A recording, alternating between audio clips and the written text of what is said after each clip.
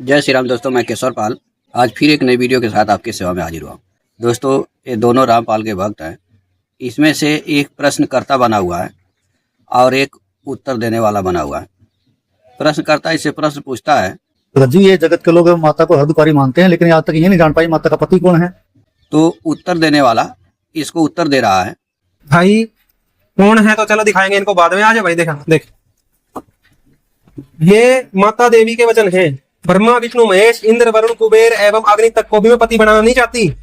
इन सब प्रधान देवताओं को छोड़कर किस गुण की विशेषता से मैं पशु को स्वामी बनाने का निंदनीय काम करूंगी। महिषासुर को डांट रही है कि पशु है वो।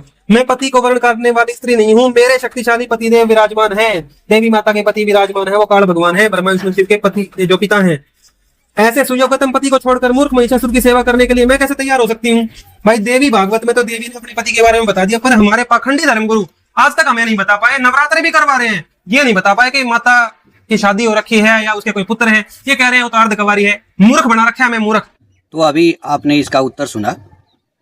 ये भाई साहब कह रहे हैं कि आज तक कोई धर्मगुरु नहीं बताया कि माता दुर्गा का कोई पति है। ये पाखंडी हमको मूर्ख बना के रखे। अरे भाई, तू मूर्ख है तो तुम्हें मूर्ख कौन बनाएगा। विचार करिए, एक मूर्ख को और ज़्यादा मूर्ख कौन बना सकता है। तो आज हम इस चक्रव्यूह को समझेंगे कि वास्तव में माता दुर्गा कौन है, उनके पति कौन है। हमारे शास्त्रों का आज एक चक्रव्यूह आपको समझाएंगे। आप वीडियो बहुत देखे होंगे, लेकिन ध्यान से इस वीडियो को आप देखिए और समझने का प्रयास कीजिए। ठीक है, तो चलिए वीडियो को शुरू करते हैं। दोस्तों, यह श्रीमद् देवी भागवत महापुराण है, प्रथम खंड, गीता प्रेस गोरखपुर। हमारे पास हिंदी संस्कृत दोनों वाला है और इसका स्कंद है पंचम और अध्याय है 12। यहाँ पे इसका वार्ता क्या चल रही है जो अभी दास आपको पढ़ के सुना रहे थे। इसमें ताम्र नाम का एक महिषासुर का सेनापति है। वो माता दुर्गा के पास आता है और उनसे कहता है कि जाकर के तुम महिषासुर को अपना पति बना लो। तो माता दुर्गा उनको जो है धिक्कार कर कहती हैं कि मैं न देवराज इंद्र को, न विष्णु को, न शिव को, न कुबेर को, न वरुण को, न ब्रह्मा को और न तो अग्निदेव को ही चाहती हूँ। जब मैं इन देवताओं की उपेक्षा कर दी, तब भला मैं एक पशु का उसके किस गुण से प्रसन्न होकर वर्ण करूंगी। इससे तो संसार में मेरी निंदा ही होगी। दोस्तों, जो अभी आपको दास पढ़ के सुना रहे थे, तो दास ने आधा अधूरा पढ़ करके आपको गुमराह किया। ठीक है, उसने बस इतना ही पढ़ा कि मैं पति का वर्ण करने वाली साधारण स्त्री नहीं हूँ। इसके नीचे जो ये लाइन थी दोस्तों, इसको उसने छोड़ दिया। हम इसको पूरा पढ़ेंगे। यहाँ पे क्या लिखा है कि मैं पति का वर्ण करने वाली साधारण स्त्री नहीं हूँ, यानी जो आमतौर पे स्त्रियां होती हैं दोस्तों, उस तरह से यह स्त्री नहीं है।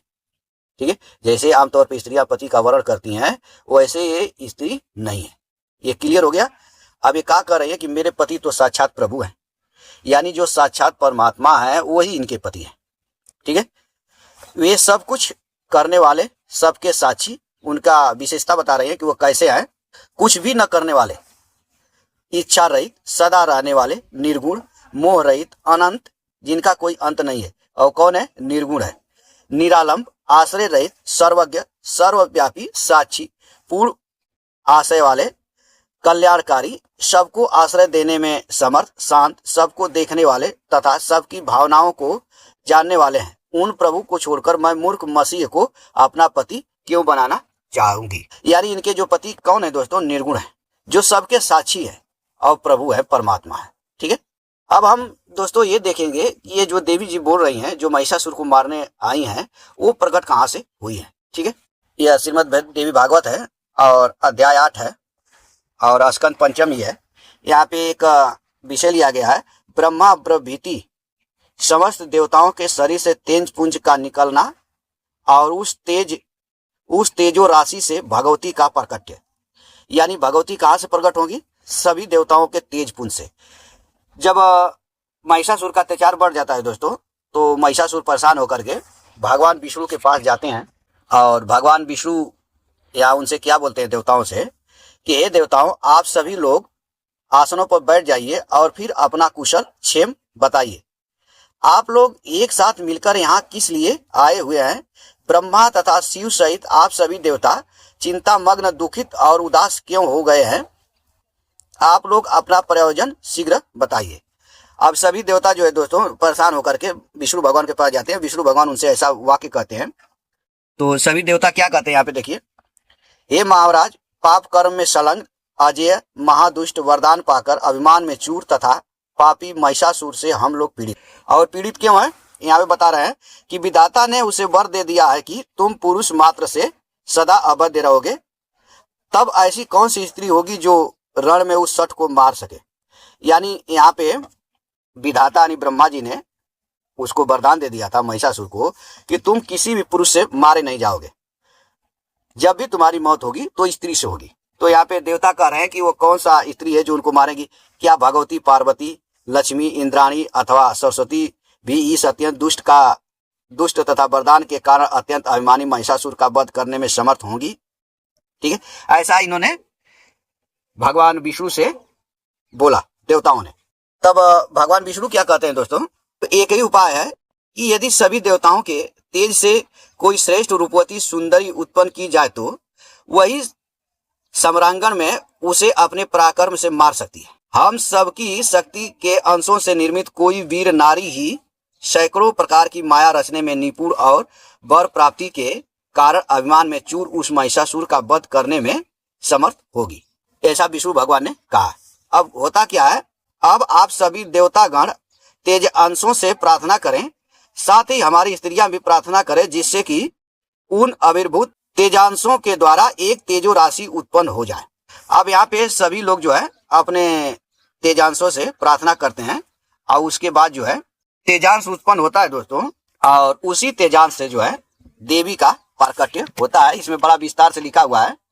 और फिर जो है जो देवी प्रकट होती है उनको ये देवता लोग ये विषय दिया गया है 9वां अध्याय में कि देवताओं द्वारा भगवती को आयुध और आभूषण समर्पित करना तथा उनकी स्तुति करना, देवी का प्रचंड अट्टहास करना, जिसे सुनकर महिषासुर का उद्विग्न होकर अपने प्रधान आमत्य को देवी के पास भेजना। यानी यहाँ पे देवी प्रकट होती है देवताओं के अंश से, और फिर वही देवता उन देवी को वर देते हैं। जो जैसा देवता है वैसा उन देवी को वर देता है। ठीक है, इसमें दो बात क्लियर हो गई कि माता जो दुर्गा है वो साधारण स्त्री नहीं है, वर्ण करने वाली, और ये जो प्रकट होती है देवताओं के अंश से ही प्रकट होती है। लेकिन ये रहती कहाँ है, इसमें हम थोड़ा सा देख लेते हैं कि इनका स्थान कहाँ है। यह श्रीमद् भागवत अध्याय 6 है और इसमें देवी जी यहाँ पे बता रही हैं। अब ये रहती कहाँ है कि निश्चित ही मैं समस्त देवताओं में भिन्न भिन्न नामों से विराजती हूँ।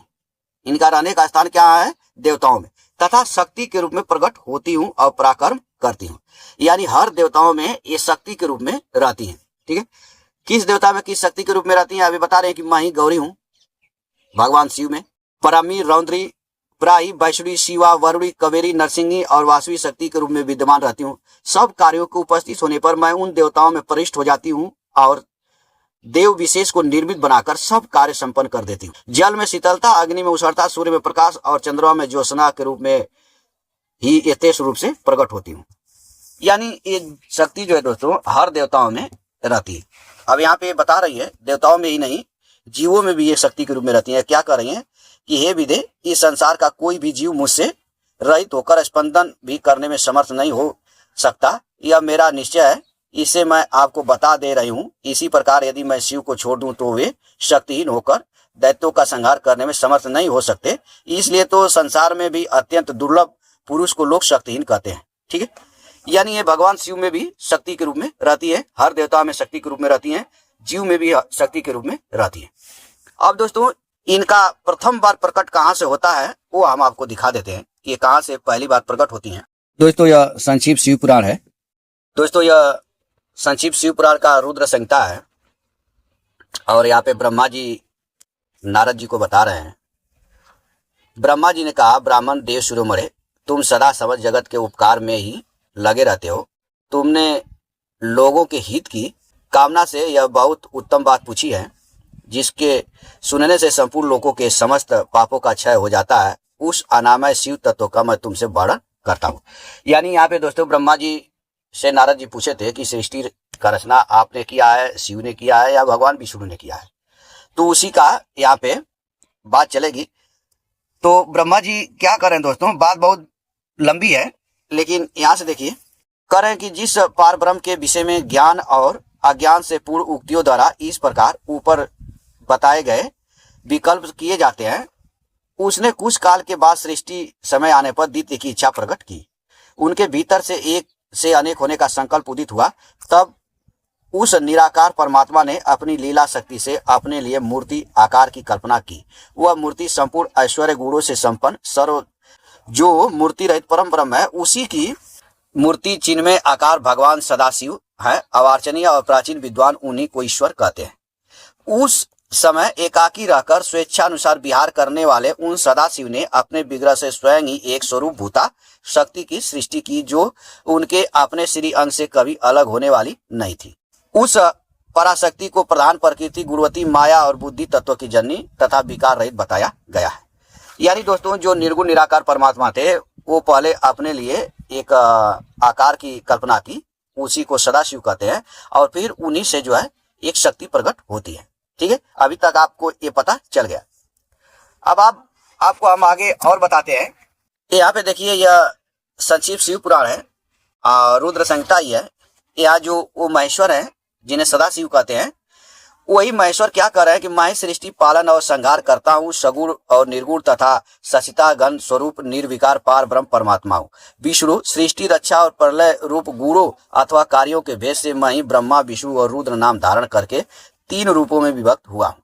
ठीक है, यानी जो निर्गुण निराकार परमात्मा से जिनके पहली मूर्ति का नाम सदाशिव है, उन्हीं को महेश्वर कहते हैं। वही जो है गुणों के लेकर के ब्रह्मा विष्णु महेश बनते हैं। ठीक है, अपनी माया जो उनके शरीर से जो निकली थी माया, उसी को लेकर के जो है ब्रह्मा विष्णु महेश बनते हैं। किससे? कार्यों के भेद से। अब आगे बता रहे हैं, यहां से देखिए, यह वही रुद्र संहिता है और पृष्ठ संख्या 129 है। जो उनके शरीर से जो निकली थी भगवती, उसके बारे में कह रहे हैं कि ये जो उमा नाम से विख्यात परमेश्वरी हैं, प्रकृति देवी हैं, इन्हीं की शक्ति भूता वांग देवी ब्रह्मा जी का सेवन करेंगी। फिर इन प्रकृति देवी से वहां जो दूसरी शक्ति प्रकट होगी, वे लक्ष्मी रूप से भगवान विष्णु का आश्रय लेंगी। तदंतर पुनः काली नाम से जो तीसरी शक्ति प्रकट होगी, वे निश्चय ही मेरे अंशभूत रुद्रदेव को प्राप्त होंगी। वे कार्य की सिद्धि के लिए वहां ज्योति रूप में प्रकट होंगी। इस प्रकार मैंने देवी की शुभ स्वरूपा पराशक्तियों का परिचय दिया है। उनका कार्यक्रम सा सृष्टि पालन और संहार का संपादन ही है। सूरश्रेष्ठ, ये सब की सब मेरी प्रिया प्रकृति देवी की अंशभूता है। दोस्तों, यह देवी भागवत है और अध्याय 6 है और तृतीय स्कंद है। इसमें यहाँ पे देवी जी क्या कर रहे हैं कि हे ब्राह्मण, ब्रह्मा जी से कर रहे हैं कि आप ही जब सृष्टि करना चाहते हैं तब उसमें शक्ति ही कारण है, ऐसा जानिए। जब आप शक्ति से युक्त होते हैं तभी सृष्टि कर्ता हो पाते हैं। ठीक है, इसी प्रकार विष्णु, शिव, इंद्र, अग्नि, चंद्रमा, सूर्य, यम, विश्वकर्मा, वरुण और वायु देवता भी शक्ति संपन्न होकर ही अपना अपना कार्य संपादित करते हैं। ठीक है, तो वही दोस्तों यहाँ पे बता रहे हैं कि जो सृष्टि रचना और पालन और संहार करती है, ये क्रमशः जो है ये ब्रह्मा विष्णु महेश में वो शक्तियां रहती हैं। और यह शक्ति किसकी है? भगवान शिव की, जो प्रकृति देवी हैं उन्हीं की है। ठीक है, अब आगे एक और हम आपको दिखाते हैं। यह संक्षिप्त शिव पुराण है और पृष्ठ संख्या 726 है। यहाँ पे क्या कर रहे हैं कि परमेश्वर शिव पुरुष हैं और परमेश्वरी शिवा प्रकृति है। महेश्वर शिव रुद्र हैं और उनकी प्राण बलवा शिवा देवी रुद्राणी है। विश्वेश्वर देव विष्णु हैं और उनकी प्रिया लक्ष्मी है। जब सृष्टिकर्ता शिव ब्रह्मा कहलाते हैं, तब उनकी प्रिया को ब्राह्मणी कहते हैं। भगवान शिव भास्कर है और भगवती शिवा प्रभा है। तो दोस्तों, अभी आपने इस वीडियो में क्या देखा कि एक जो ईश्वर है, जो निर्गुण निराकार परमात्मा है, वही पहले सगुण रूप में सदाशिव होते हैं। उन्हीं से शक्ति निकलती है, जिन्हें प्रकृति, त्रिदेव, जननी इत्यादि नामों से कहा जाता है। फिर वही शिव उन्हीं शक्ति को लेकर के ब्रह्मा विष्णु महेश बन जाते हैं। वही शक्ति तमाम देवताओं में रहती हैं। जब महिषासुर का अत्याचार बढ़ता है तो वो शक्ति जो है तमाम देवताओं के अंश से निकल करके और दुर्गा का रूप धारण करती हैं, और वही देवता उनको अस्त्र शस्त्र देते हैं और फिर जो है उस महिषासुर का संहार करती हैं। तो यहाँ पे दोस्तों बड़ी ही चक्रव्यूह रूप से, हमारे कहने का अर्थ है कि चक्रव्यूह रूप से एक ही ईश्वर अनंत रूपों में विभक्त हो रहा है और अनंत कार्य कर रहा है। ठीक है, यहाँ पे किसी भी प्रकार से माता ने जैसा कहा कि मैं साधारण स्त्री नहीं हूँ जो एक पति को वरण करूं, तो वास्तव में वो एक स्त्री नहीं है, बल्कि वह एक शक्ति है जो समस्त देवताओं में, यहाँ तक कि समस्त जीवों में भी रहती है। अगर जीव को छोड़ दें तो कोई भी जीव स्पंदन नहीं कर सकता। ठीक है, तो हम आशा करेंगे कि आप समझ गए होंगे कि वास्तव में माता कोई पति बनाने वाली कोई साधारण स्त्री नहीं है। जैसे इन रामपाल के भक्तों की माता जो हैं, जो इनके पिता का वर्ण की हैं, ऐसा सिस्टम यहाँ पे नहीं है। तो आज के लिए इतना ही, फिर मिलेंगे नेक्स्ट वीडियो में। तब तक के लिए जय सीताराम।